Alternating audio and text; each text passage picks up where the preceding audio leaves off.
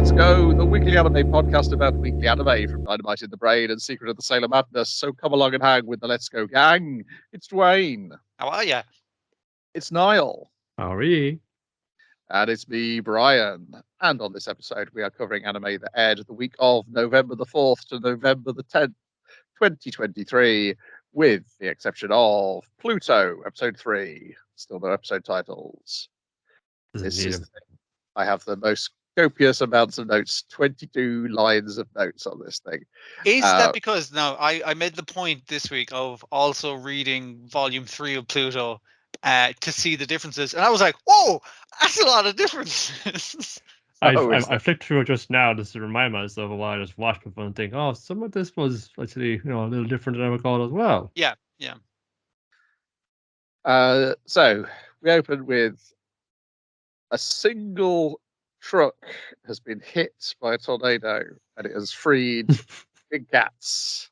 Oh no, the big cat truck has released its 2 lions, 2 tigers, and 1 cheetah. It's like, I feel like the cheetah is the least of your trouble there. It'll catch you, but you just can't can't be paying that many ships. You gotta transport these in the same thing. It'll save on petrol in the long run. Okay, it's for the good of the company. And there's a child who they haven't managed to get off the middle of the road, who's surrounded by these fierce beasts. And oh my goodness, there's a small girl walking towards them.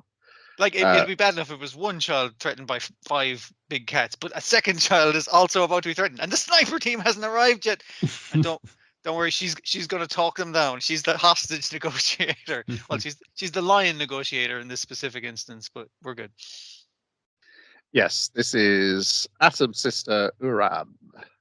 And her amazing empathy abilities. She detected that there were some scared cats 3 miles away and came to sort this problem She out. mitched off school to save the cats. I mean, I think it's more school she's trying to avoid at this stage, but yeah.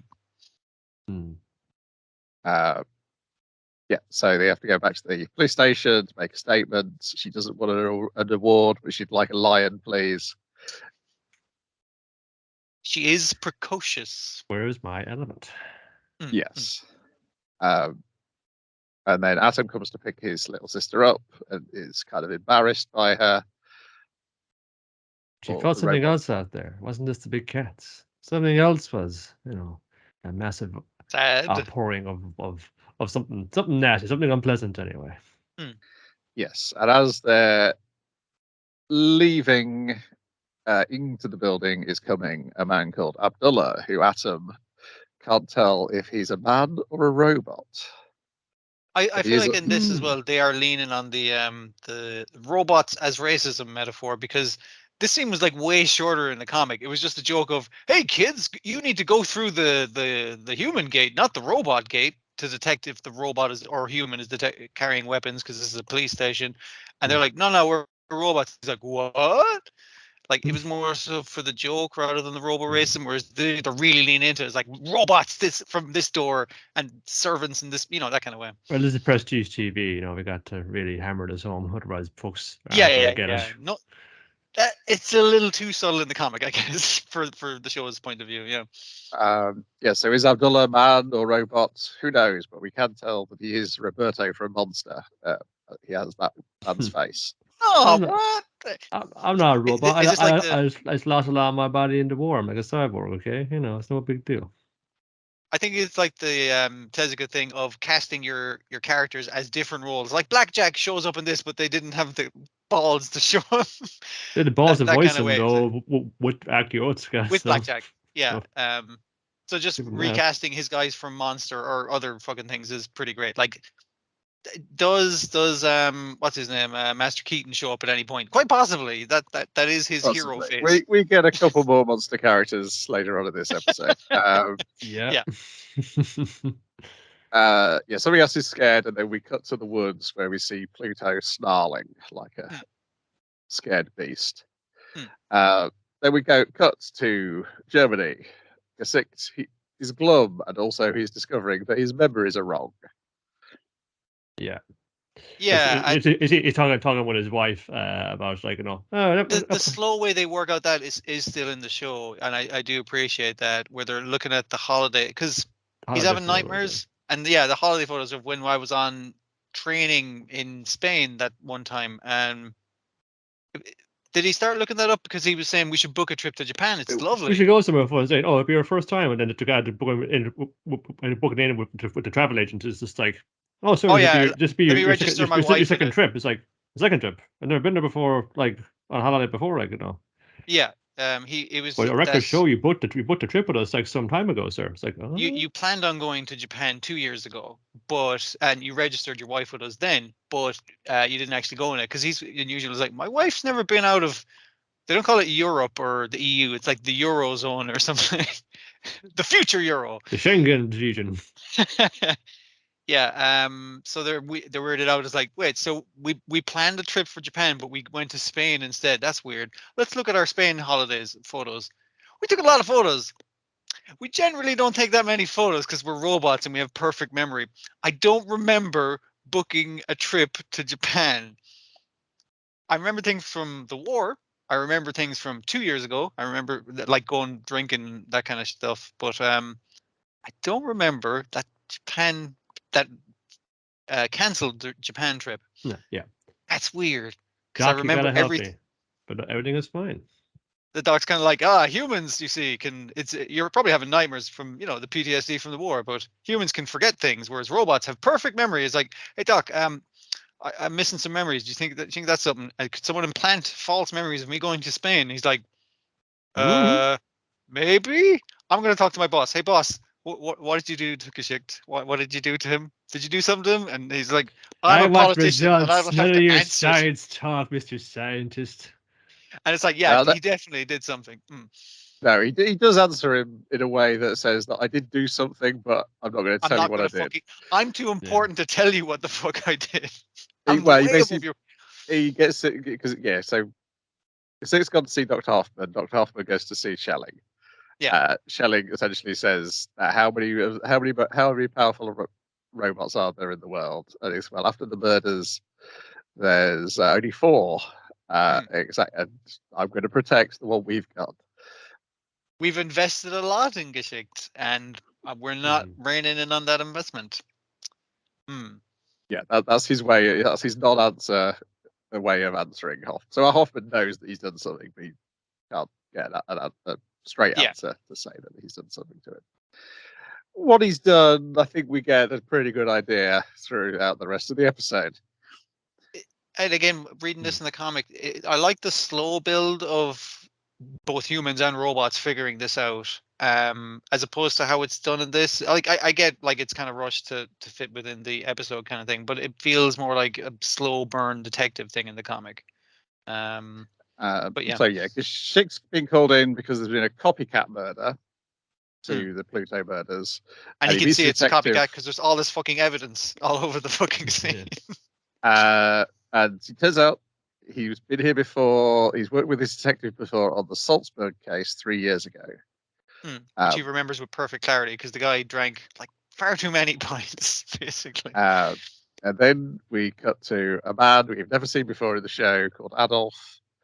And we cut to Dusseldorf, I believe. Future Dusseldorf. He's going to collect his brother's dead body from the police because it's been 36 months since his brother was killed in a police operation. And that's the time in which you can recover a criminal's body. Yeah. And as he's on the way there, he hears the news that a robot judge has been blown up. And he gets a call from the head of the anti-robot KKK that he belongs to. They go all the way with that scene. It's like we go on fucking like a burning robot on a cross. We're gonna chant. We're gonna have the whole deal to mean. Yes. So they're both fully into this. Apparently, the brother was killed in such a way that he must have been killed by a robot because he was killed with a weapon that only a robot was pulverized. Only a robot could pulverize it. And essentially, they use this information to politically try and turn people they construct robots. A media narrative. It's like, what do you think of our TV show we put together, Adolf? Where it's basically like it's ostensibly a panel show where it's like, hey, the robots can't murder people, right? Absolutely not. It's like, Well, I heard there's this guy with this special kind of alloy bullets. Do you know which one that is? That panelist stays fucking quiet, and it's all very like constructed argument. It comes across as a lot more civilized than it is in the comics, which is like it's more Fox News in the comics. Everyone talking over each other. Yeah. Well, yeah. But then I suppose that's another kind of facet of it. They're trying to. Yeah. To make it look like a legitimate question that the public is asking, and not one that they're trying to make the public ask. Yeah. It's just opposing this against I guess he's with the squad now, and they're chasing down the killer, bank robbers or something. Yeah. Whatever it was, and he has I'm gonna put on my gun hand. It's just it's from boof. He fires it off, and he specifically has to ask for permission from HQ to use it before he even use it. Yeah. And they're like, did you shoot them, Gazik? Did you kill him? And he's like, no, I only took out the tires. Here they are coming out, and the police catch them all. And it's like, wow, you're great. What kind of bullet was that? An anti-tank gun? Is like, no, I basically shot my arm with them because he's got like half his fucking arm. Zeronium shell. The same kind of ammunition that Adolf was going down to, the back street gun broker to fire off as well. This approach isn't cutting it with Adolf, and the boss of the anti-robot organization is basically saying, now Adolf, don't do anything stupid because we don't want the press to learn about what a piece of shit your brother is. Oh my goodness, the things he did even disgusts me. Listen, I fucking hate robots, but what he did to them is so vile that I, a robot racist, am disgusted by him. So we can't have the media learning that part of the narrative. We need to go, robot kills human. That's the narrative, not robot kills piece of shit, dirt, human good. I'm glad he's fucking dead. We don't want that getting out in the media thing we're trying to construct. Also, don't do anything crazy like buy an underground rocket launcher to try and assassinate Kashyyyk when he's going on holiday. Don't do that. That would be bad. No.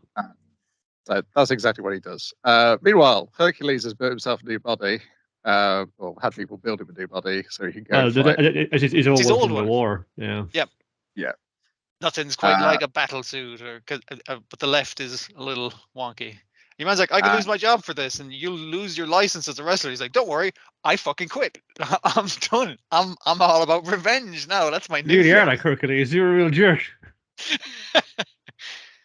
And then the sun shows up in the form of another one of the most powerful robots in the world, Epsilon, the world's strongest pacifist, voiced by Mamoru Miyano.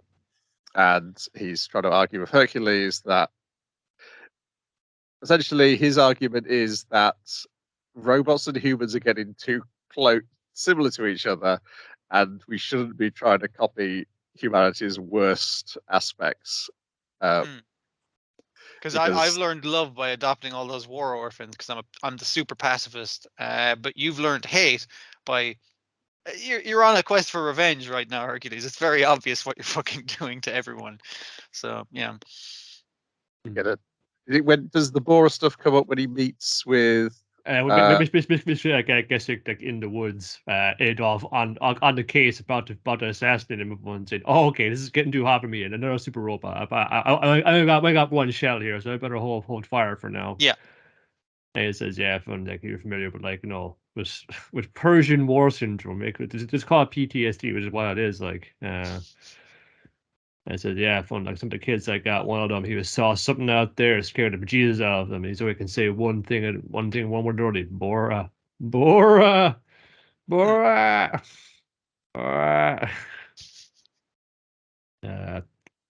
then I got a massive silhouette like rising up out of the desert. You know what that is? Oh my goodness. What something to do with this Bora survey group that Professor Janamizu and the other dude was like a part of. No robots of mass destruction, huh? Well, maybe there might have been one there after all. Guess they missed it. Yeah, it's not so much the PTSD as it's referring to like the usage of depleted uranium shells and the health aspects of that during the Iraq War. Yeah, I think they're trying to make it. They're trying to do a similar thing, but like I've got specifically robot war related PTSD. like given a specific term. But yeah, what was the term they used for the depleted uranium-related? Yeah, it was Gulf War syndrome. That was it. Yeah. So probably going with something like that. It was that, and depleted uranium, and also fucking uses for chemical weapons as well, and all other things. Yeah. It's a big cocktail of nasty shit in the air in all these battle zones. Then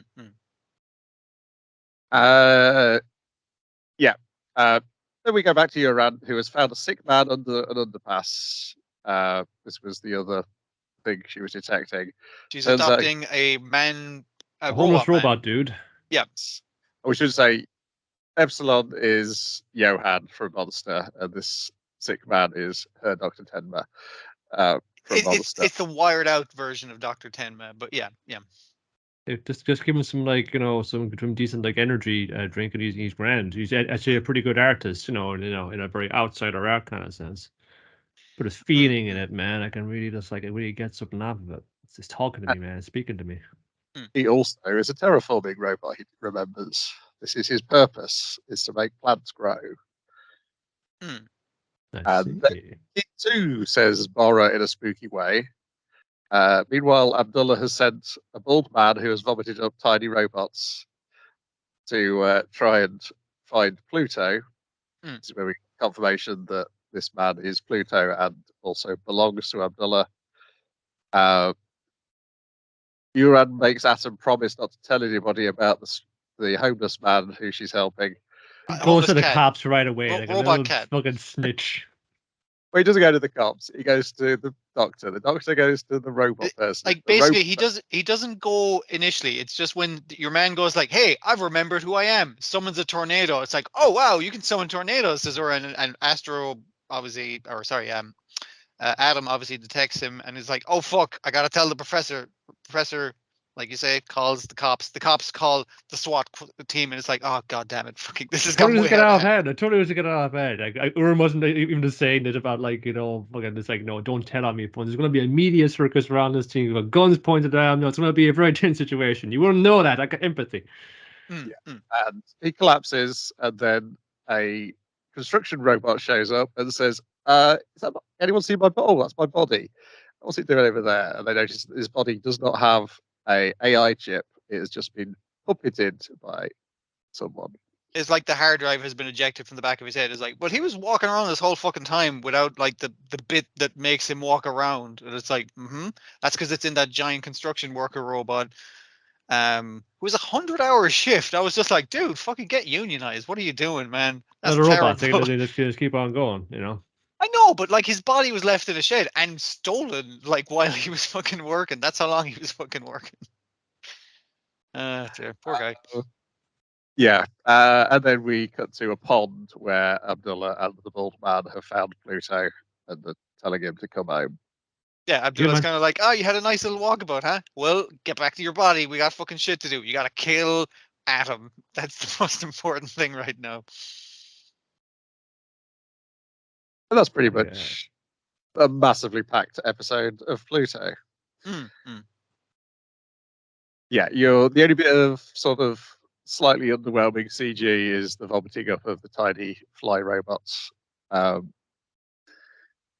Yeah, because again, going back to the comic, that's when he does that in the comic, each of those little cockroach robots are just individually drawn that he's vomiting up, but the earlier scene of him just little ones slipping out and wandering around town, I was like, that's kind of disturbing as well. We kind of missed out on the subtle part of his. Well, we tried to get our best animators on, but they kept just puking their own guts up when we tried to do it, and it's just that's fair. And just stomach for it, unfortunately. I think one of the main differences is we get way less with Adolf, which is that a good thing? Because kind of fuck that guy. We do get the stuff. We do get a flashback of how why he's a robo racist. Yeah. Robots took our jobs, or took our dad's job. Yeah, well, that's what the whole comic about. It's a comic about Adolf, obviously the one you know about, and then a different dude, and then a different dude who happens also to be a Jew. He's not so bad. If I want to say it wasn't always just this one guy, doesn't mean it's going to be automatically a bad dude. Except in this case where he is. But I was trying to see a little bit of where he's coming from. He's fucking wrong. He's rounded and full rude of his fucking being, but you can see yes, He's right. He is right that maybe this isn't like someone should be held to account here, like criminal or not. I don't think it's the robot's fault. Basically, he's blaming the wrong people. Yeah. But yes, that's a standard racist thing. He's been focused at the wrong target, basically. Yeah. The question is like, did the dad lose the job because of the robots, or did the dad lose the job because he was a fuck up as well? Again, it's the kid's perspective. Like, yeah. His wife left him as well, so is the other thing. I was like, I don't think his wife left him for a robot. Got arrested by a robot for stealing a football. Yeah. I love how they've when living out. It's just like a very picturesque alpine village suspended in like a floating section in the middle of the future metropolis. It's a great look. Yeah. And it also shows that it's just like there. Robots taking our jobs, and it's like, yeah, but you got put through college by your uber racist robot racist brother, and you're living in the Alps in the middle of Neo Tokyo kind of thing. It's like, you're doing great, Adolf. Why do you need to be a robot racist? It's like, just something to do on the weekend. Get down at the old club where we all chant kill robots, and we do a very specific arm gesture that I'm not going to recreate in any fucking way. He needs his family to think he's a big man as well. Yeah. They can have Mark and Molly's fun being Dad's a bit of a sad sack, and I'm not sure I fully respect him. So he's got to do something, to feel like a big dude. And again, like I said, his role is really reduced from the comic, because in the comic they actually do have a robot maid, but then the robot maid sort of disappears back when we check in on Adolf's thing later, and I was like, what's going on there? What happened to the robot maid? Was she just fired, or as he corrects himself later on, not murdered but destroyed? It's like, we don't know. And reassigned to a shallow grave. Could be. Yeah. This was the episode where the plot of the entire thing came flooding back. Yeah. I didn't look up to see whether the head of the anti-robot organization is one of the guys who were trying to make Johan the new Hitler in Monster.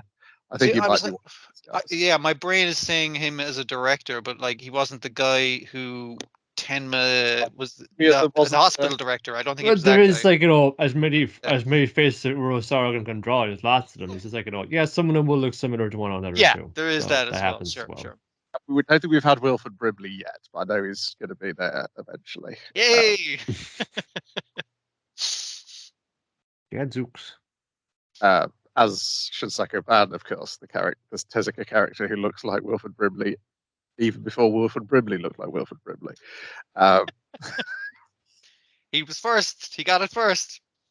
Then on to things that shared this week. Spy Family, episode 30, Plan to Cross the Border, which I only saw half because I was staring at the list going, what have I forgotten to watch? And in the time it took me to remember which one I'd forgotten to watch, I could have watched it. But I have watched the first half where... yours in this comic too, Yes. Essentially. You got a job, she's like kind of just kind of questioning, like, oh, am I like, being all I can be, maybe am I right for this life, am I doing anything good for the world? We got a job for you, 47. Yeah, even when she's pulled into the secret underground garden that the boss works out of, it's like, yes, we need to prune the dregs of society, that kind of thing. And like, he tries to stab her with his shears, and she's like, just testing it, making sure you scared me there. It's like, I wanted to see if you've been softened, but obviously you've still got the skills to kill. But in this case, we need you to do the opposite and protect this specific woman and her child. If you think you can manage that, don't worry, we'll work out a whole cover story for your work and for your home life and for your job. So yeah, we got it all fucking worked out. Make sure you kill anyone who opposes our ideals. And I was like, oh, this underground assassin organization fucking sucks. Because of course it does. Yeah. She puts into the trade and is like, oh, he's doing well for himself. I don't need to protect him anymore. So do I actually need to be doing this assassin's job? Because she took up assassination work to feed and clothe her brother and put him through college, and he's great. I assume the fact that she's going to be protecting a mother and child, that this is going to make her think I still need to do this to protect Anya.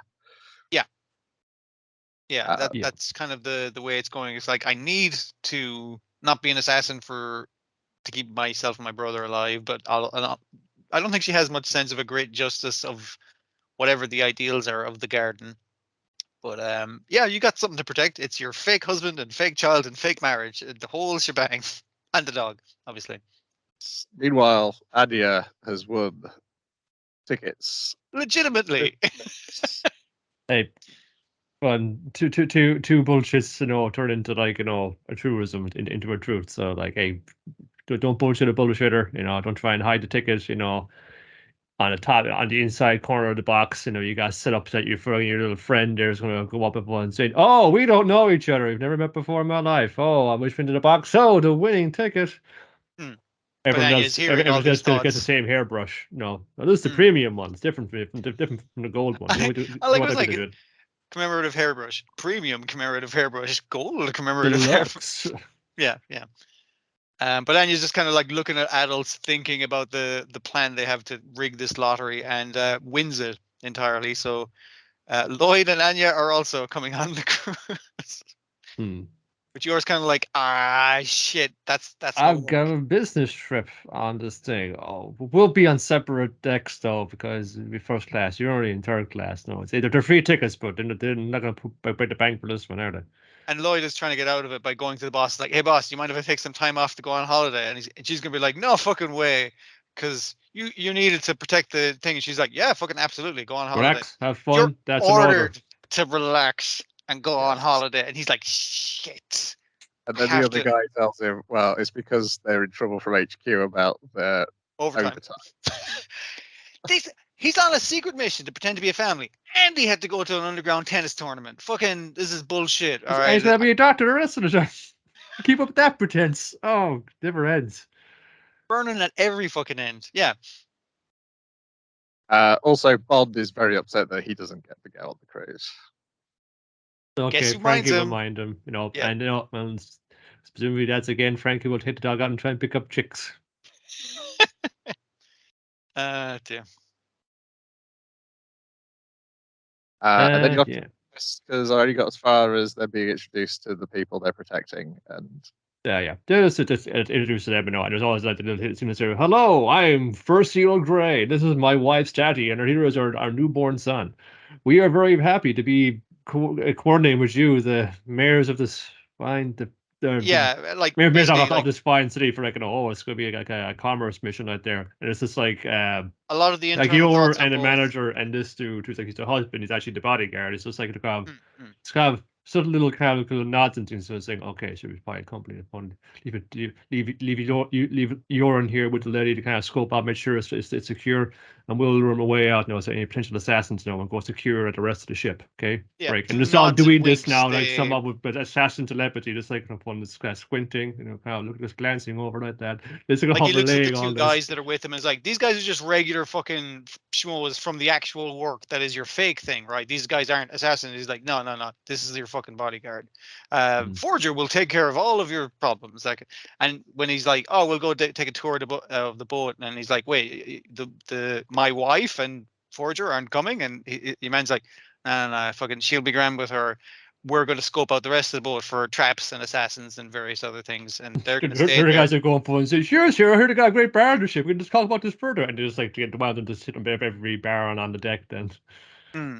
So like a lot of the thing with and I've forgotten her real name and her pseudonym. So that's call me Shatty.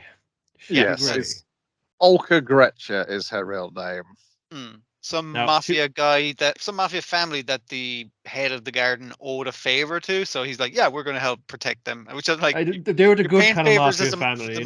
They were stand up, but he's just one taken out in a power struggle. Now some worse dudes are trying to off to rub out the wife and the son, who will be the heir to the family name. Because you are like bumbles into a few things where she's like, oh, your husband seems like a lovely man. It's like, no, that's my bodyguard. My husband was killed in the purge. And she's like, oh fuck, I'm so fucking sorry. He's like, no, I still got my kid. Like, I'm just gonna look out.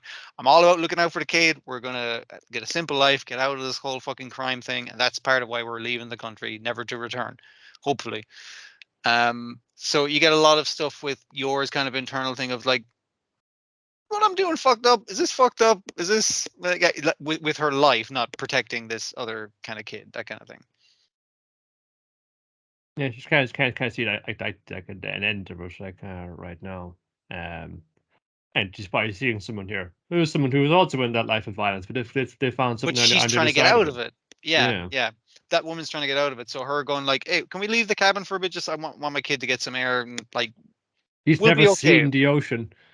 Yeah, we're just gonna keep our heads down. It's gonna be fucking cool. It's not like someone has bugged the entire fucking ship in every fucking regard, and then you got some guy listening to every one of the bugs at the same time to look for keywords.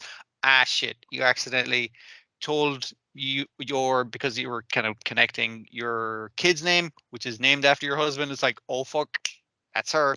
Mm-hmm. We got her, boys. You would sit in that deck chair, wouldn't you? I mean, like it does show he's bugged many parts of the ship and is just listening to everywhere at the same fucking time and manages to pick it out from among that. So they've been spotted basically. They're at the case, yeah. Yeah, we're getting like it's nice to kind of like big kind of fun juicy arc and all. And I like it. There's you guys get this could send wave. We're going to send wave after wave of like fucking just weirdo assassins after John Wick type shenanigans, basically. But what it more feels like, and it'll feel more so like that. But in the next episode, I can't watch it ahead. I want to see what went down with it too. It was a lot more like where Hunter was doing. Like up there was just like there's a big cruise ship, and it's like all these assassins and from groups and we're gonna fucking like hide between decks, and then we're trying to like keep all this in the down low from the rest of the fun passengers and anybody involved. Except more like an action movie than the political intrigue Hunter was trying to do for the longest time. But it's still a political intrigue here because this person, they want to make their way from like to the west, they want to get out of here. But mostly, yeah, it's going to be just one off the chain with letting Yor just loose for a while. And it's nice to kind of tie it in. It's just like I was like, her character in the story and her character, which was in the comic at this point, was like fun saying, I don't feel like I got nothing to do around here no more. and it's like, well, we're gonna give you something to do. You're gonna want to reevaluate your life's purpose now, your vocation. What's it gonna be? Yeah, and instead of being relegated to a stay-at-home mother type role, not much characterization, she's going to be a stay on the boat and assassinate the assassins. Because that's what you do good. So you can't have it all, okay? Yeah.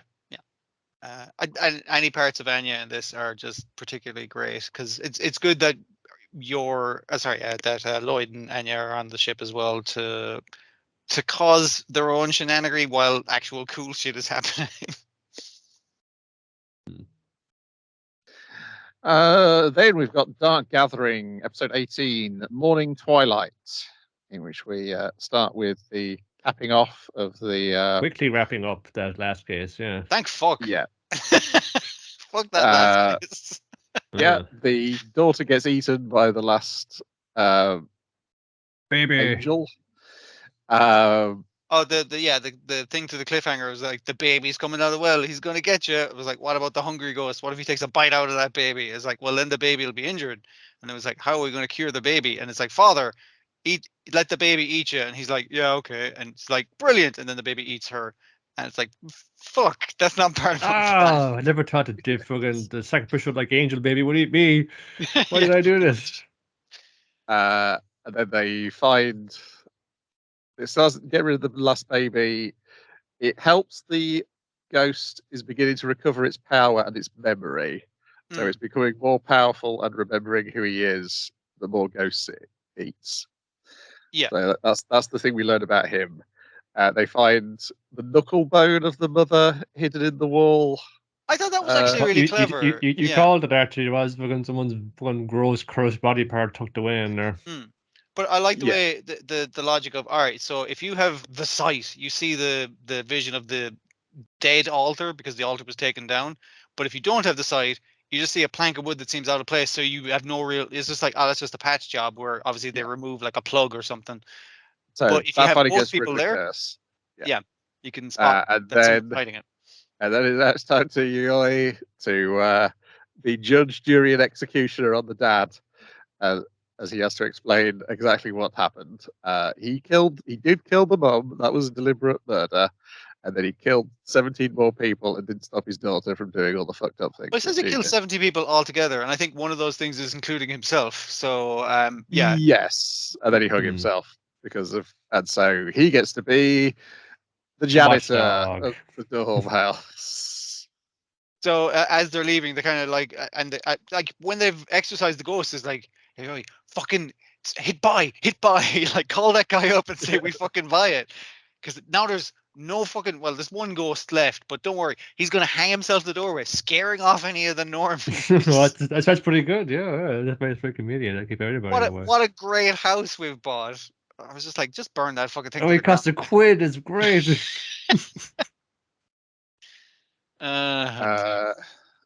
We get some more of Keitaro's twin sisters who are watching the news where a train has derailed. Well, one of the girls is watching Pretty Cure, but the older sister is like, "Are you fucking still watching Pretty Cure?" It's like, "No, I'm watching the news." Oh Jesus, what a horrific accident! Fights. Should have watched Pretty Cure, man. This is caused again by the bad luck power and also the giant floating fetus who gets into a fight with the god. God's like, "Oh, you want a piece of me?" And it's like, "Oh fuck, I hit you pretty bad there, but you managed to take out one of my fucking." He's got his own cadre of ghosts to take the hits for him. This is standard ghost behavior. Get a bunch of ghosts. You gotta figure this stuff out. You got all this fucking like power in your engine, but you got no finesse. You got no technique. Cut to 1 week later, and the fucking the dark evil fears pondered this for a while and thought, yeah, I could do that. I'm gonna go back to that fucking the god of the shrine of dead babies and fucking give her a piece of my mind. Tell her what's what. Because as they are explaining, Yayoi is like, "Hey, why?" Or sorry, she's saying to her that why didn't you take one of the graduates with you when you were taking out that god? It's like, because that god can't hurt children because that's its whole fucking deal. So that's its one weakness. And so the giant fetus is like, "I'm eating all your babies," and it's like, "Oh, you fucking eating my babies! I'm gonna get you." It's like, Baba, no. It's like, I can't hit you. You are a giant baby. Damn, my one weakness. Checkmate. You got me now. And now it's evolved into the Spectre of Death. Who's like, it's a giant mother with being controlled by her own horrible giant fetus baby, and she's going to eat the god. The god's like, "Please don't eat me," and it's like, "I can't." The fetus it electrocutes my brain if I don't eat ghosts when it tells me to. Sorry. Yeah, and we see the fetus has got the same eye pattern as Yayoi has. Yeah, and the spirit of her mother seems to be like the host of this thing altogether. Yep, or at least part of it anyway. Getting fucking electroshock therapy from when even fucking malignant fucking baby. It was ghost brain. It's just, again, it's just like you think you've got like the measure of this, and it just conjures up like stuff. Even to describe it is just like, yep. It's like being able to I can almost like smell and taste all the fucking evil stuff that's fucking. Because I was so glad at the start of it that we're quickly wrapped up all that fucking horror show. I was like, thank God all those ghosts are finally fucking dead. And then this fucking shit. And I was like, shut it. I'm absorbing all the baby ghosts. It's just completely. You want to see a baby fetus eat a bunch of baby ghosts? Boy, man. This is the show for you. Yeah. You've had your domestic horror. Now you got to have some cosmic horror to finish off your meal. And next week, we're going to the red light district. Sexy horror. Here we go. Oh yeah, so this would certainly give me a kind of like weird trauma or fetish, after I watch it, would it? Yeah. Nope, I'm safe. I'm all good. Then we got Hulk, episode 18, Smile, in which we learn why Hulk has declared war on humanity, because humanity ain't what it used to be. Humanity's fucked. Fucking it's done. I gotta wipe it out. It's no we gotta more start fun. Over. And not least because it seems to have fucking cast a spell that will turn the entire citizenry, from hulked out on hero cells, and there's no way to stop it. And it's just like a pretty pretty kind of falling snow, very gentle one saying, "Nope, you're gonna turn into a weird fucking Hulk monster yolk." And even your man kind of explaining it to hell because it's like, there's no point point in protecting Alicia's body. It just like it's magic snow. It goes through everything. As it hits a human, it's going to turn them in. It's going to heroize them. It doesn't affect Helg because like Helg is, like he points out, one of those weird. Him and his brother. You guys already had the hero thing unlocked, so it doesn't affect you guys. But every other human is. You can see why we put masks on them now, right? Because their face gets all fucked up. Yeah. They're not humans anymore. They're in service, eternal service to our king, which I'm pretty sure isn't a fucking human. It is, yeah. It is pretty gnarly how they don't really fucking like let up or hold back much with Alicia getting hit with that, and no. She's like she is like the girl chant fucking premium girl on this, and now we're gonna fucking like have her eyes start wicking out and doing fucking gnarly shit in it as well, like. It does take for so much of the time for this is good for it's like cast talk fantasy thing. But there's others that still bits occasionally, a bit like Dark Guardian sometimes in his Bible. It's like, oh yeah, the botback clash in the battlefield. He is fucked up. What the happened to him? It's just like this kind of gets these little kind of things in there. You got we got here's Peewee, a little kind of cute little penguin man fun saying, here's fucking Alicia's eyes fucking like weird and out and looking like a weird like zombie mummy whatchamacallit. Yeah. And just making like final promises before she loses her humanity and heroizes in front of Helg, where it's just like, hey, Helg, do me a favor, smile, because that always gave me hope that there would be a tomorrow. And he's like, I'm not gonna leave you, and it's like you won't recognize me because I'm going to turn into the same thing as everyone else. Is like, I'll probably know. And that's why he has that smile. Now that smile isn't so fun anymore, is it? Yeah, like the voice actor for Hulk, he's gotten very good at kind of that body racking sob. I'll do it for you. Kisses. Again, pretty nerdy things happening here. I hope now that he's told the entire tale and we're all caught up that we can see what Pee-wee's up to. So this isn't so. Peewee, what do you think of all this fucking harrowing tale of misery? I assume that somebody needs to have a sit down with Azadora, because I assume Azadora is going to have some sort of plan to save the humans, rather than Helg's fairly basic plan of destroy all humans. Also, we need to save Dwayne because he's frozen up in a grimace. Yeah, my Skype is acting fucking weird again. Am I moving again or not? Well, no, you're just smiling, in a kind of, you're kind of worried, maybe you're just like, you're getting weird instructions from the Anyas on your shoulders there. It's like whatever the fuck Skype is doing, I obviously need to keep a neutral expression at all fucking times, or this shit will happen to me. He's got the cover Street Fighter 6 up in here. That's the basic. There's some good scenes with when Helg busts out his Conqueror's Haki, and the guy who's supposed to be executing Alicia can't because he's too afeared of the bad vibes that Helg's emanating. It's so much Conqueror's Haki. That guy's such a cartoonish villain. That when he's like, "Oh, beg to me and I'll make you my slave," and Alicia's not going to do it. And when the executioner shows up, who is exactly the same shape as him, I was like, "That's just him in a hood." But then he's also standing there. I was like, "Wait a minute, dude! Dickheads are dickheads just this shape of like a Humpty Dumpty looking motherfucker?" I suppose think of it too. It's just like, look, Hulk is running some bad people in his life, but in recent memory now, he's kind of coming in any kind of like executions and imprisonments and things like that now. That's naturally going to draw out like the worst people. Like what kind of person like comes out to watch someone get hanged or their head chopped off? A real shithead, a real ignorant motherfucker like that. So he's just like, I'm not sure why his sample size is for judging all of humanity here. He's just like running into the worst of the worst and the regular. To be fair, all of humanity has sort of fallen back to this one city because the rest of the kingdom was besieged by monsters. And the guy says eventually this magic snow will hit all of humanity because it's going to go all over the human kingdom. And so he has been told, it's like, no, humans ain't humans anymore. They are these monster people that serve some sort of lich king. So, fuck them, basically. Yeah. A bunch of jerks. Yeah. And I guess because also Hulk is not smart enough to think I need to cure them.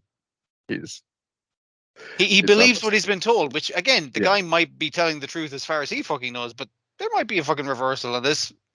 I mean, magic. There's normally a way back in reverse. To be fair, killing them doesn't actually kill them, so you're good. Like we got time. Yeah. Yeah.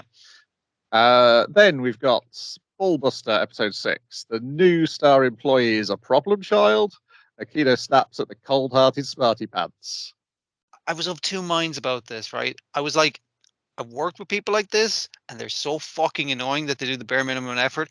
But I was also thinking, it's just like, yeah, man, fucking just like live to work, don't work to live. Fucking like just do the bare fucking minimum and coast on fucking through. But he knows, like, no, I'm not like getting paid by ye. I'm here, like, I'm sticking to fucking like union rules here. I'm a 9 to 5.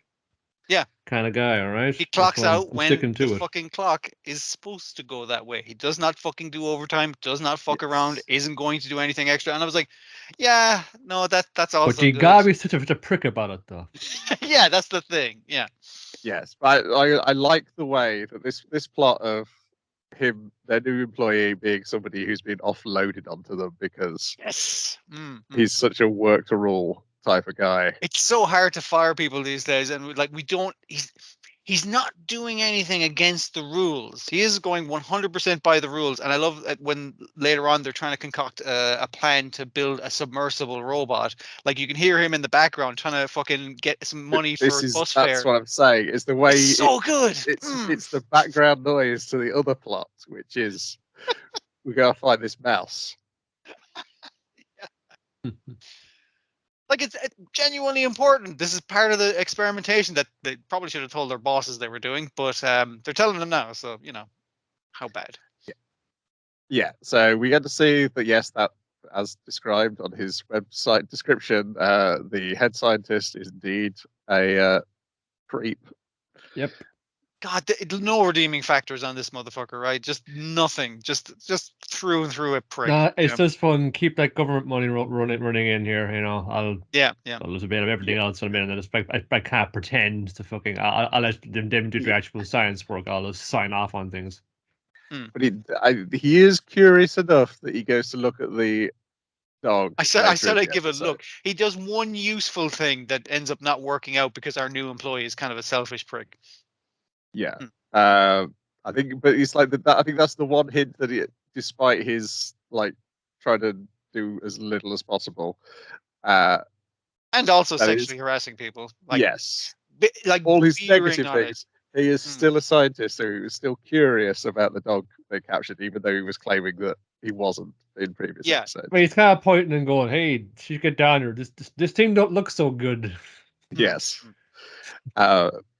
And because of that, and because fucking, you know, your man, you know, oh, I'm clocking off right now, but we needed to drive the boat. I'm clocking off right now. That means fucking Arima you want me to has drive to the drive it out over to the island, and Arima like that's going to take that long, and I know that Bullbuster like has an hour's charge, so like I'm off in 15, so I'm gonna argue this point with you until I'm clocking off, and then.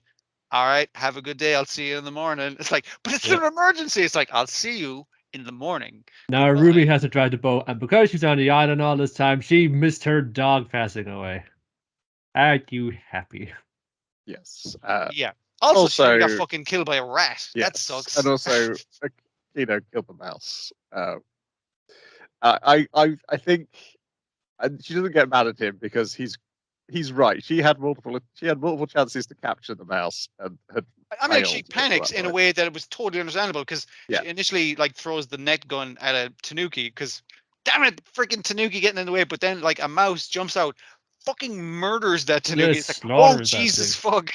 So then when the mouse turns to her, she's like panic reloading the fucking gun.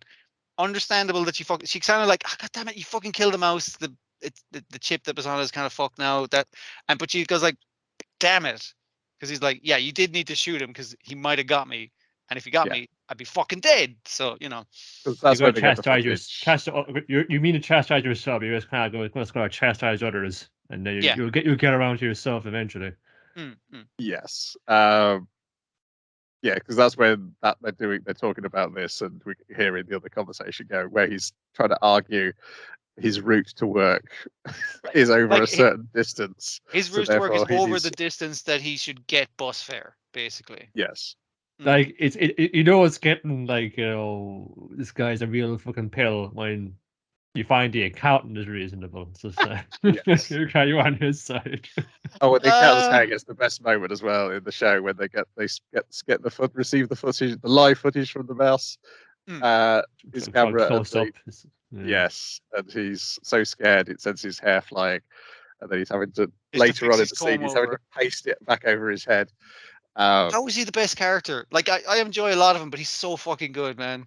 They really put a lot of love into that accountant and his comb over. It's great. Well, like no, but for the jerk ass accountant, he has his moments of fun saying, "Yeah, you're still on administrative leave, Okino, for the next 5 minutes."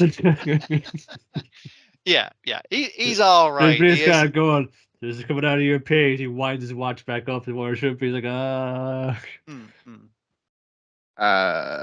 Yeah. So our cliffhangers are Akino getting far too mad and getting told off by the boss again because it's not his place to yell at the new employee. No, but about how he's been exiled. The dramatic cliffhanger as well is he's giving out to the boss in the local family restaurant where they always fucking go for lunch. It's like, that fucking new guy, he's a fucking prick. He's like, she didn't fucking see her dog fucking dying. I don't like the way he fucking looks at me. He's fucking, he smells nice and that's bad. And he's right behind you. He's right behind me, isn't he? As I'm complaining about him, it's like, shit. And he's like, what did I do wrong? Explain to me in the rule book what I did wrong. It's like, fuck you. That's what you fucking did wrong. Your fucking face is wrong. And just like, yeah. Just fucking, and everyone in the restaurant kind of going like, "Oh Jesus, fuck!" we're settled up over here. It's such a minor thing to have your cliffhanger in, like just a kiss at the family. It's a small town now. You got a reputation that's true, with these people now. It's just like, once they're going to look at it, we're getting like fucking like employee flare-ups happening in the family diner. Public. Yeah. The other thing appears to be that something is escaping from the lab. That's probably bad. Or someone. That dog had a name. Yeah. I don't know if it was the dog or they brought the mouse back and that was in the freezer. Well, I thought that the dog had died and they put it like into this on the slab, and then. Yeah, I would assume it is the dog as well. Yeah, same. I'm not ruling out the mouse. The mouse is the real. There wasn't much left of the mouse, so I don't know. Yeah. We don't know how they evolve. Maybe the violence causes them to evolve further. But yes, the main cliffhanger is once again Akino getting told off because you're fucking out the new employee justifiably, but it's still rude. That's my job. I get to. He comes across rude as well, and that's the great thing about he's not a lovable hero. No. He's as shitty to work with, maybe a little less shitty than this guy. No, he's a little less shitty than this other guy, but still not great. I've seen how he lives, When your man was fine, it was for loads of bin bags and that stuff like that. I could understand. Okay, he was a bit fucking like depressed because of fucking for a stupid thing, but he's depressed now. And he just lives that way. It's just fucking bin bags and stuff stacked high whenever you go to his flat. And again, you're kind of on his side because as you're watching the show, you probably like the robot Bullbuster, and the new employee like complains about the design of Bullbuster. It's like, wait, it only has a charge of 1 hour. Isn't that fucking stupid? It's like, shut up. That's a miracle, you dick. It has to have an air purifier. It has to have a fucking like a weapon that doesn't use ballistics and shit. And that rant's been cut off, unfortunately. Okay, it's just Wayne freezing up. That's good. I didn't want the entire thing to freeze up. Wow, I hate Skype. I fucking hate it, man. Looking fine for me in Niall. Yeah, it's clearly fucking me. Jesus. Well, maybe it didn't call so many names. It's listening, All right, I'm gonna turn off the recorder and see if that's what's fucking with me. Because I've got it in like 3 parts now, anyway. Anyway, that's Bullbuster. Next is Jujutsu Kaisen episode 40, Thunderclap. I'm not sure what the Thunderclap was. Just stuff blowing up in general. Yeah, I mean, like he does use the Nue in a particularly cool way, and also just things just getting fucked in general. Like you gotta see what's going on with Mei first. And the Rui, they're fucking been talking. What was it? Was that the fucking the smallpox curse entity, wasn't there? Or something that shouldn't be around anymore. Why is he have it? Oh, it's a real kleptocrat. He's keeping up his sleeve as he does with Yokai. Yeah. It was a fun smallpox treatment or some shit like that, and it's like, no, it was fun thing about that. It's just fun thing. It claps and it puts you in the coffin, and it puts you in the ground, and it crushes you with a rock. It's got the specific set of rules, but that's basically I'll be faster than that. Fun. Let's see, I got my big axe and my technique which controls crows, and it's just like, no, that's entirely like much use, right? Why out the crows? You charge up their cursed energy output like beyond its limits, and they basically become like little crow bombs. I can just shoot them through people. I lose a crow in the process, but hey, there's a lot more where they came from, and they seem to be okay with it. I think that was last week's one, was it? Was that last week's one? Yeah, that was. This is the one where Jogo dies. This is the one where Jogo dies. Yeah. Spoilers. Yeah. No. Again, I make a guy conflating things with that or that. I suppose the two big main things there are just like, Fushiguro getting beaten up by his resurrected ghost dad, and then that's where we open. Yeah, and then it's fun. It's basically been a massive fun sequence, just getting booted around the city. Trying every fun trick in the book to bring out all the fucking the rabbits and the elephant and everything to try and stop him. I thought it might be good for your fight panel of a guy just beating the shit out of a lot of rabbits, which sounds like it's not cool, but it's very fucking cool. It'll make it into the promo at least. I hang on to all this stuff. I don't have any room in my rabbits panel for them because too many rabbits there. They're dead, you don't need to put them in. Yeah, you're good. Well, I've got rabbit violence covered by Blood-C, so okay. But yeah, through intense fucking combat sports, he realizes, wait a minute, you're my son, ain't you? Cool. Okay, I'm gonna stab myself from the brain. But for the kid, the point of view is like, and then he just fucking killed himself. What the fuck? That was fucked up. Who was that guy? Why did I did for me so much? And then why did he fucking kill himself and then turn into a different guy? Man, fucking Halloween is weird. I fucking hate it. Oh man, I want to go home. Oh, what's that fucking with the hand north? You fun? Got you in the back. Got you. She's like, oh, I thought you were done, you little bastard. Nope, he still has his hidden technique that we'll find out soon before he dies. I believe is how it goes with him. Yeah, and it was then like Jogo was then getting booted around the city on the other side of town by Sukuna. Then he's trying to land the one hit. All I got to do is land one hit. What if I summon volcanoes? It's like, yeah, it's not you gotta hit me first. And that's kind of contrast with what's your man hanging out with Panda, who really doesn't want to do his job. I've forgotten his name, but he's like, he's great. I got a trench coat and a katana, but I'd rather not, if that's okay. So he's saying it's like, no, we need to protect the innocents. There's probably like some school children hiding here at Halloween night downtown, probably, I don't fucking know. And he's using, Panda doesn't know we're actually really close to the place where we need to go, because he has the directional sense of a panda and therefore not good urban sense. So we're just gonna dick around until all this fucking washes over. But then a bunch of sorcerers appear, goes like, hey, are you guys Jujutsu High? You gotta fight as if you are, that's the rules. And it's like, fucking son of a bitch, god damn it. Yeah, they're just some other faction. They're the ones there who were like with Ghetto's old cult before he got his brain swapped out. Now we know the two ladies are resting in pieces on the subway floor. But he's in a rescue outfit, and it looks like real tough stuff. Oh wait, no, it doesn't really matter, because here comes, never mind that shit. Here comes Jogo. He's blowing everything up. He's like, and Sukuna basically comes in and is like, all right. He's that dude that Jogo is that dude that Gojo beat up there. Funny, he's nothing. Fun saying, yeah, I was Gojo beating him up. You go fight him and see how you fucking getting on. If we need like 5, 6, 10 of us like to fun take him out. Yeah, so he's basically compressed a bunch of volcanoes into a meteor and is firing at Sukuna. And Sukuna stands in the middle of these guys, one guy who does want to fight and the other sorcerers who have nothing to do with anything. And he's just like, if anyone fucking moves, I'll kill you. All right. When I say go, everyone run. All right, it's going to be really funny. All right. Wait for it. Wait for it. 3, 2, okay, go. And so they all run off and try and escape a volcano fucking blasting them from orbit. I'm not sure how many of them get away. Obviously, it doesn't hit Sukuna because he's just having a laugh at this stage. Well, check it out. I'm gonna make fire too. Check it out. Fire. Yeah, pretty cool, right? I thought, hey, just fucking like to settle this now. Fucking, I'm gonna take you on your home turf, man. But fire and fire. You know, I got a cool like fucking like arrow thing going on right here. You're gonna do the old Kamehameha Duke right there. Let's fun to see who's best. All right, and draw, and then comes to the front like fun. Go fun. Saying steps into the card at the endless white room. Void. Oh, Lemmy, Dagon. Oh, lads. How are you? It's like, hey, all my dead friends. Sorry, I gave it a lash. Take yourself. Okay.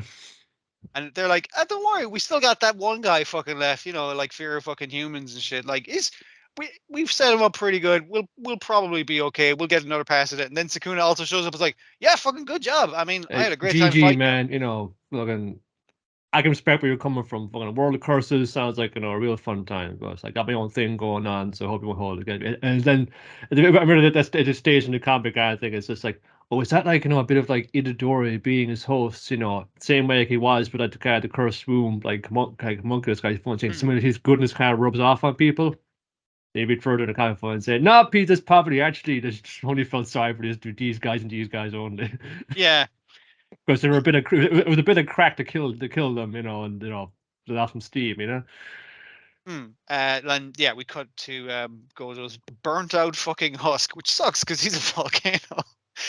But yeah, he done. That's another one crossed off the list. Fucking let's get rid of characters. Yeah. Well, you know, they weren't, you know, they were like, no, that first like, you know, team of villains, so they were going to like get it at some stage anyway. Presumably, just considering the kind of comic it is, if maybe we could bring them back. Well, we could bring them back to reconstant themselves in 100 years, as like yokai type things are known to do. But we can't wait that long. We got other people who need beaten, like Mahito, who may be the scariest and worst of them somehow. Yeah, and besides, future arcs have even more characters to introduce, so I need to make room for all those people to show up. So many. And room to kill them off. Don't forget that. That's very important. That's true, yes.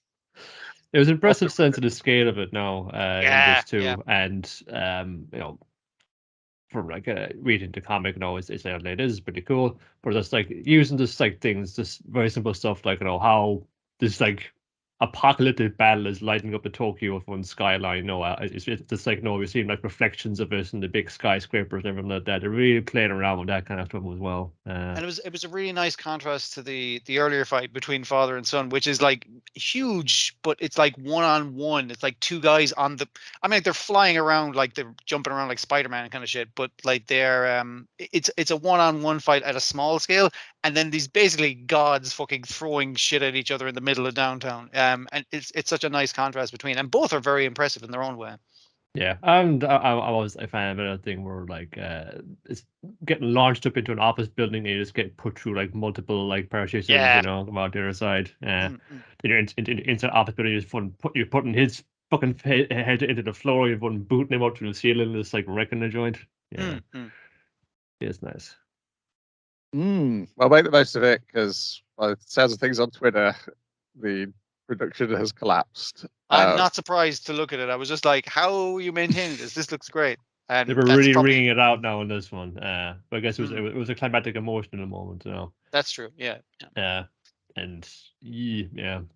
What's kind of left now? I guess it's fun. Itadori and Mahito would be like the next kind of like big thing in this city to sort out. And more besides, I'm sure I'm forgetting even more than that. Yeah. Nice to be reminded though. Then we've got Dr. Stone, New World, episode 16, Total War. It's on. That when it was. I think I played a few games of Total War. So yeah, the twist is Abara had found the earring and he'd been listening in on all the plans that they'd been making with Moz. And so he's got his own fucking solution. Yeah. So they succeeded in that one. Oh, the better throw the device. You know, better do it right now. But they see them betting that out, but it's a fake. It's no fakey.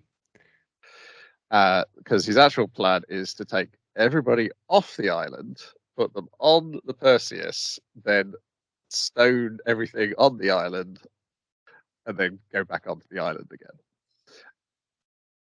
And the lads are like, pretty good plan. That's a really good plan. If we send one team to distract him and another team to get their fucking village leader, which he cannot fucking protect because he wouldn't have had time to evacuate that to Perseus as well, then we'll be able to prove that he's been bullshitting all along and there's nothing he can do about it. And I was like, that's also a good counter plan.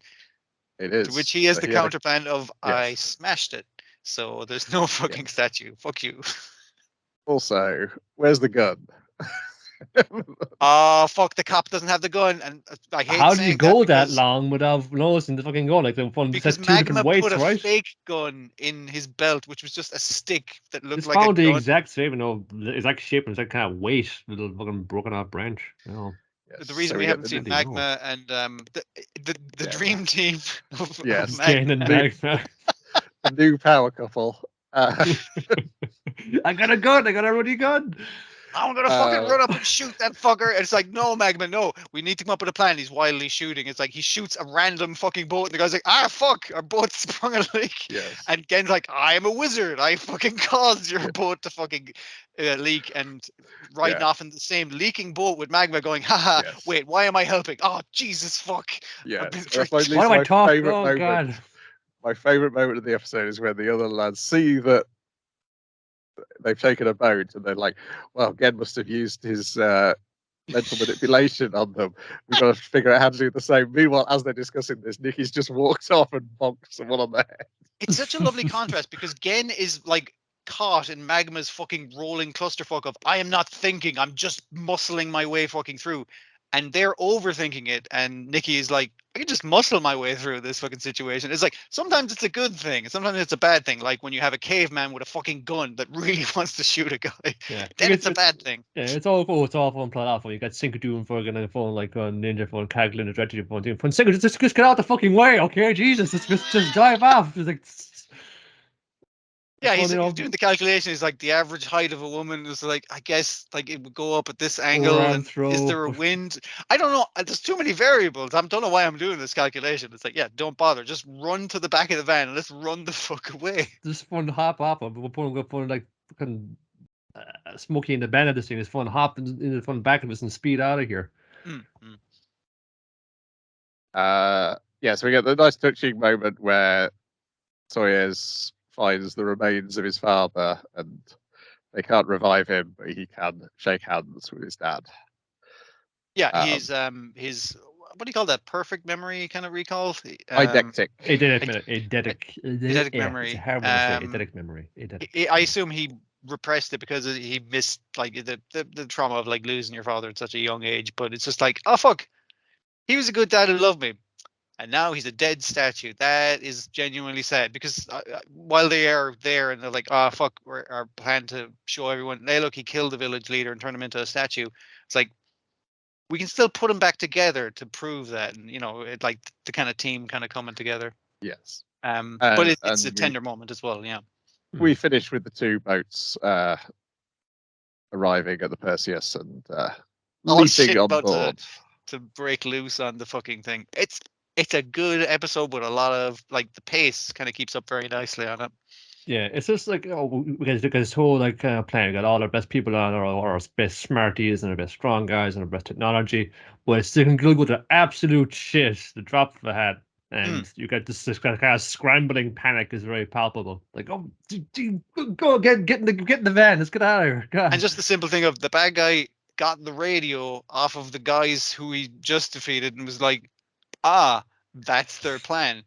I've got a very simple plan. Like, not necessarily underestimate, but it can be underestimating the fact, like, no, he may not know what this is, but he can still learn what new things are and deduce things. You know, you kind of like, you know, my spear guy is wearing a new earring. That's the same earring that girl was wearing.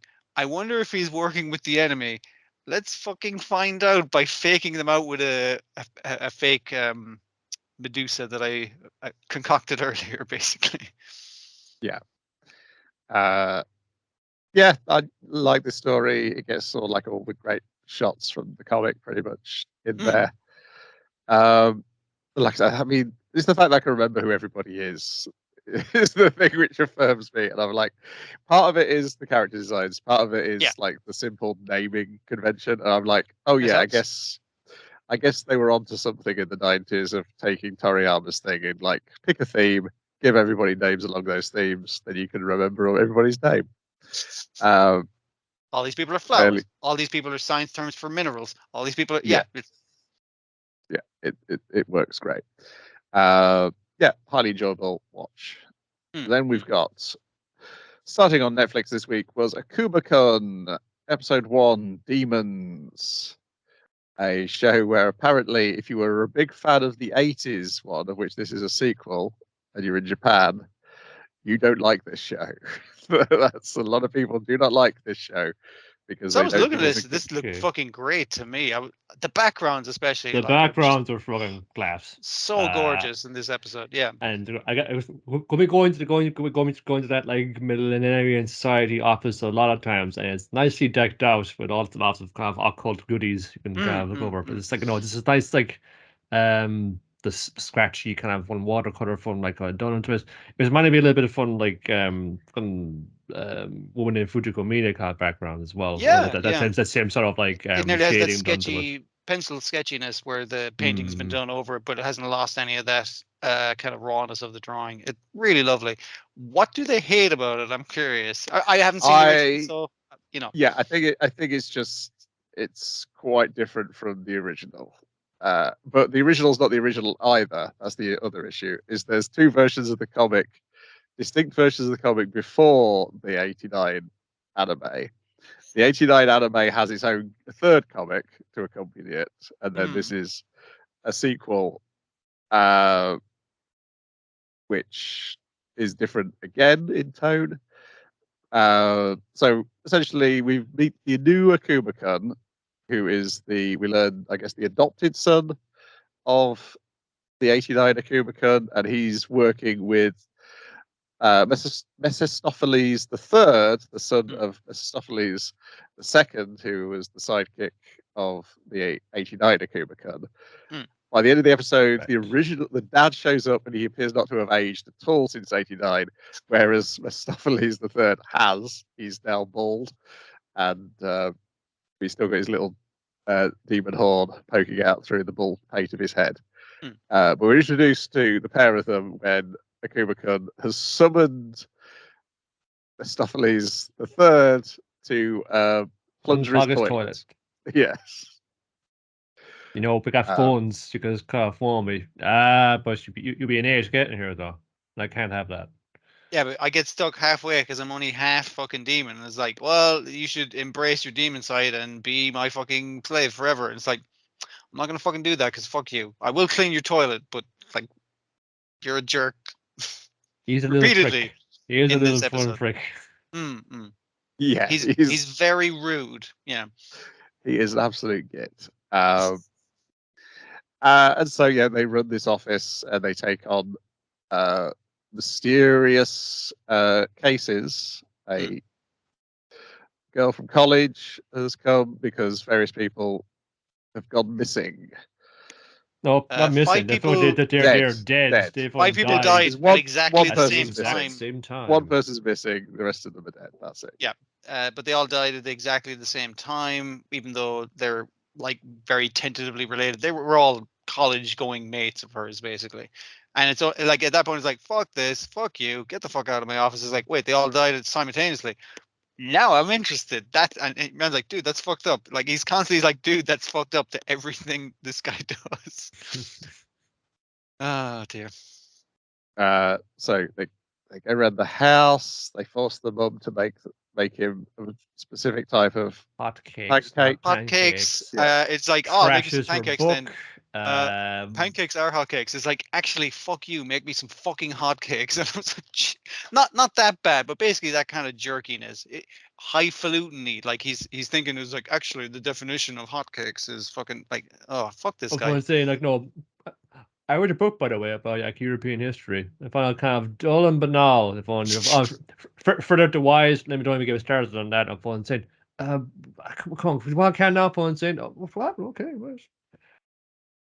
So he's kind of looking under her bed, and he doesn't even say, "Yeah, you're fucking. There's a monster under your bed." He's like, "Here, keep this symbol on you at all fucking times. We're not going to exercise that or anything. We're just going to see what the fuck happens." like without even telling her there is a monster under her bed. They go back home. They get hassled by a small girl and her cat, who looks like is it a really fat mouse? If he was a cat. The cat is like a rat. What's so weird?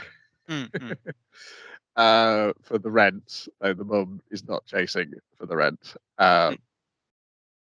Just the daughter. By the way, the other thing about Mephistopheles III is he's complaining. He's like, we haven't arranged any kind of payment from this college going girl yet that we need to pay the rent. That's the entire premise of the episode. Are you paying attention, Akuma-kun, to this, what we're doing right now? Not really.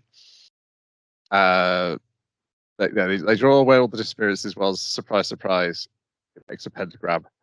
And then at the end of the episode, they go and they go to visit the missing girl at her house. Yeah. In the center of the pentagram on the map. Yes. She's been super possessed by something. Yes. They struggle to fight it, and then the original Akuma-kun shows up. We get an explanation of what the Akuma-kun is. Is this? It's once in a lifetime genius, spiritual prodigy born every 10,000 years. So it's very odd that two have showed up within 30 years of each other.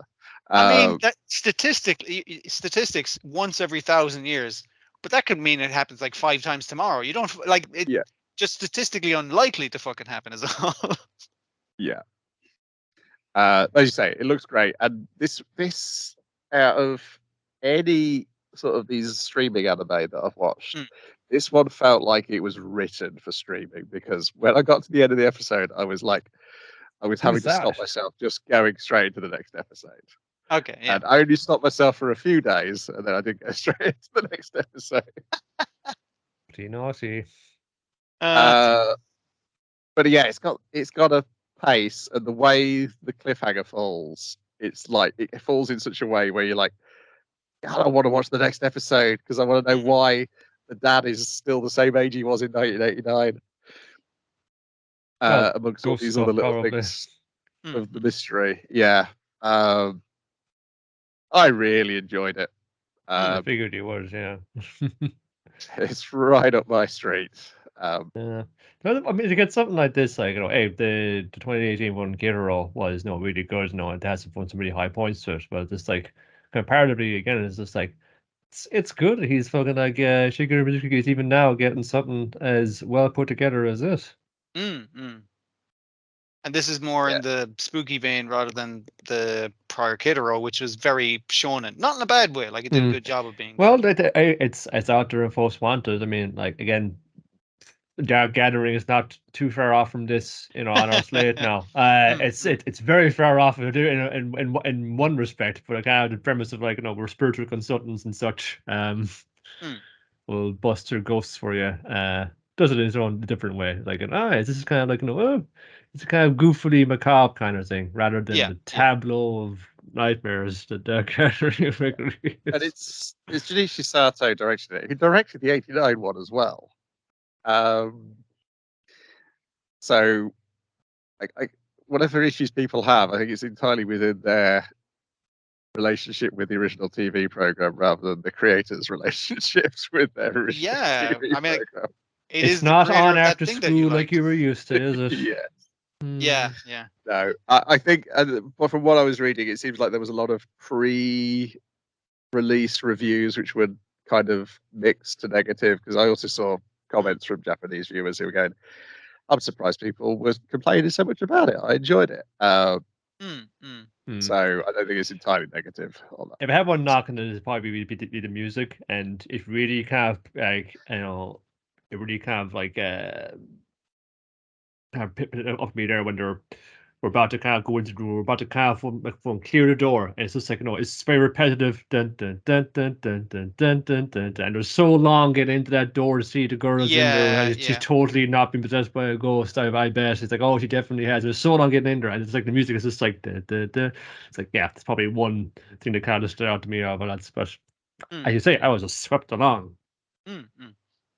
Besides that, but kind of the plus of the thing, Yeah, it's it's well worth checking out on Netflix.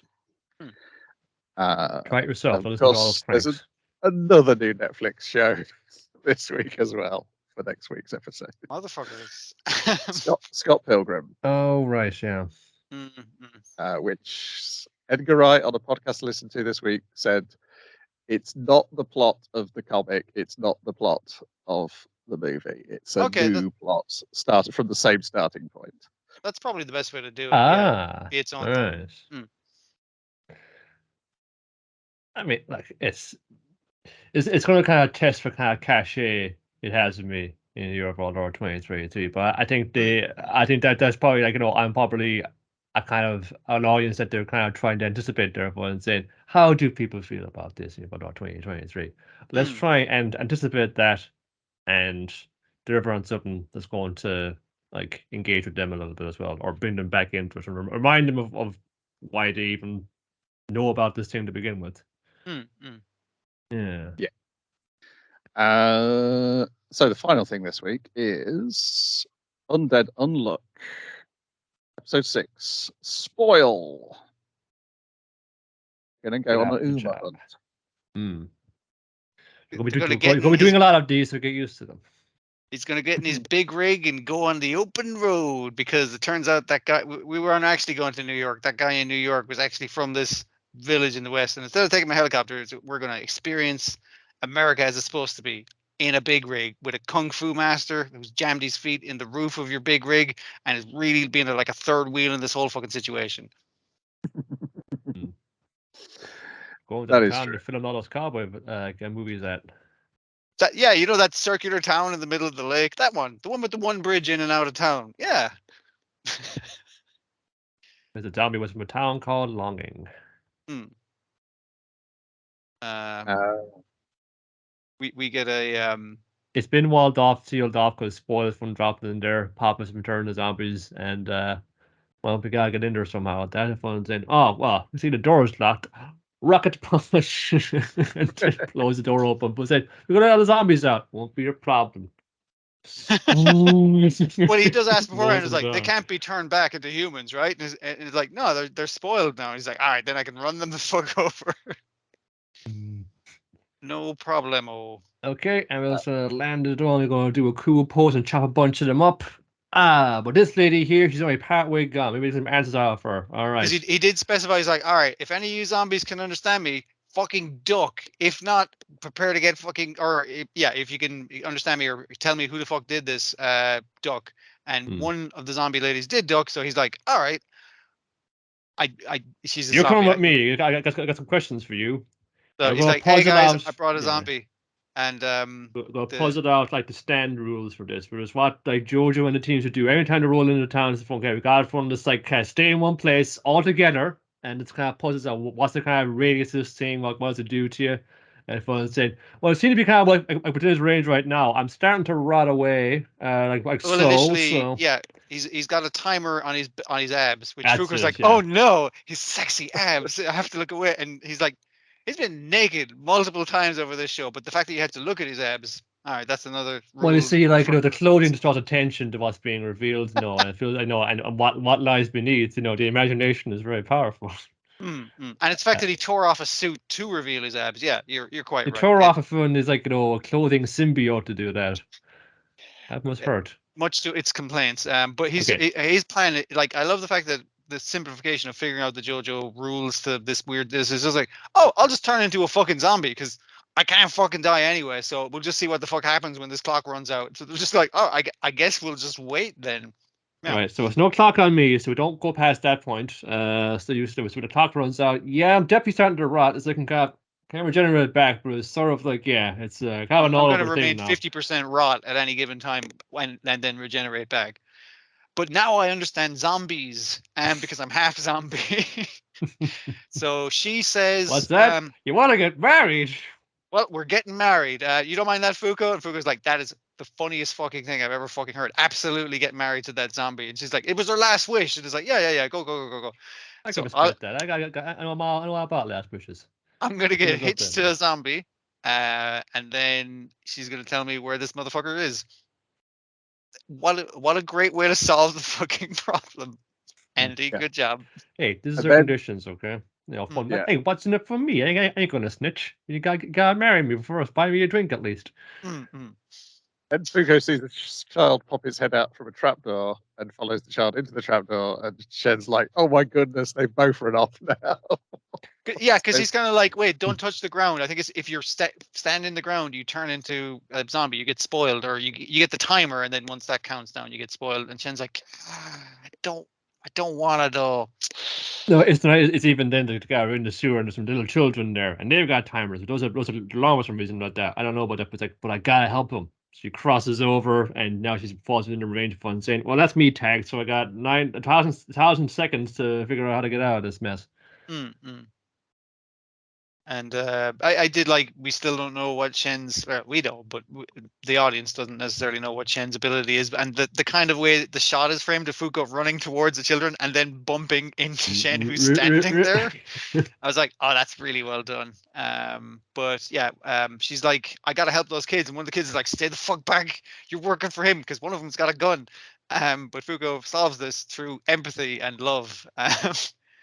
And hugging, but not touching. That's important. Working for who? Well, it might be like the creature looking in like the angel statue in the church. Of course. Here to spoil this lovely celebration we're having. Because the zombie woman is just like, yeah, I just wanted to like go through the steps of the wedding. And we invited some of the more sensible zombies to the wedding who are just like groaning in the aisles. Much and all as they are mostly CGI zombies, it is very funny use of them to attend a wedding. Good job. So she's like, yeah, there he is. He's pretending to be the angel statue. Get him. And Andy's like, hey, any zombie who hates this fucking guy who turned him into zombies, get his ass. Get him. I'm gonna do a very One Piece style thing where I keep like rocket punching the church bell and hit him in the face with it. Yeah, and then we get the zombies converging on the villain. I was like, this is some good shit. Yeah, I'm get his this ass. Dear. Yeah, it's a lot of fun. Because this is now at the point where the series feels like what it's going to feel like. Yes. I just taking the time to kind of we'll just go over all the parameters of this stuff on what's its stand ability, what's its range, what kind of type is it, it's just we gotta run through a whole checklist here. It's standard like UMA procedure. We gotta do this by the book, people. We want to get out of this. How do its rules work? How do I, a negator of rules, negate those rules in a way that's beneficial to me? Who do I need to beat up? Who do I need to marry? It's very important that we establish all these things, and we'll get through it, lads. It'll be okay. Yeah. For the good stuff. Doesn't look quite as super impressive as it did for the first 4 episodes, but it's still it's going to kick off. We're fighting a giant monster who shoots zombie beams out of its hands. So they'll find a way to do it. There's enough like kind of just fun set pieces in this, because they got some good things to kind of to run off of here. And it's just like if JoJo has gotten by on its direction before, let's say direction is off, and I say the direction is really kind of where it is elevated up at this point now. It will compensate considerably for any kind of the rougher, more ramshackle kind of bits of it. Yeah, like the CGI zombies don't look great, but they're used in amusing and fun ways that you haven't really seen zombies be used before. Like fucking talking to them. Did anyone fucking try talking to them first before murdering them? It's just like, yeah, that's an option. Yes, that's for sure. I think this is definitely more fun, innovative ways of using zombies than Zom 100 had. Yep. And this is just like one little arc of this, because we'll see also a strength of the story of this comic is that it gets even better as it goes on. Of like we're going to change around to a different sort of like genre story here, and it's just going to fit all these characters into it, and it'll all still work. It'll all work just the way it is. It's really impressive how so many times they just make that function. It's amazing. It is, and we're having the anime alongside reading the current issues of the comic. It's like it does seem to have like I would say a One Piece level of foreshadowing, but it's got some pretty high levels of foreshadowing going on as well, even in this episode. It definitely, I've seen people claim it's just like, oh man, it changes in tone really consistently early on. I was like, based off of that, I'm just like, no, I think they knew it, but probably like I gotta reel them in with the horniness and then actually make a really good fucking comic to keep them there. Yeah. That's it for this week. We're back with possibly one more thing. Scott Pilgrim next week. well, at least one go if it's interesting enough, and then we'll see if we hang on with it. But yeah. I'm coming into it already a bit skeptical, so I'm primed to be be knocked off my stool here if it's anything halfway special. Yep. So we'll be back with that next week. Goodbye. Bye. See ya.